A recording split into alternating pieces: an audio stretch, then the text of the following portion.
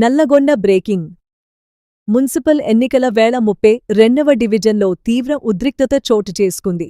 100 మంది ఓటర్లను ఆటోల్లో తరలిస్తున్నారన్న సమాచారంతో పోలీసులు రంగంలోకి దిగారు. బీఆర్ఎస్ నేత నవీన్ను పోలీసులు అడ్డుకున్నారు.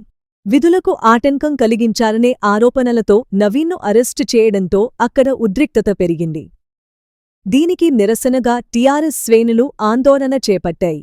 అదనపు బలగాలతో పోలీసులు బందోబస్తు నిర్వహించారు. చివరకు నాయకుడిని విడుదల చేయడంతో పరిస్థితి సద్దుమణిగింది. మున్సిపల్ ఎన్నికల గొడవలపై డీజీపీ శివధర్ రెడ్డి స్పందించారు.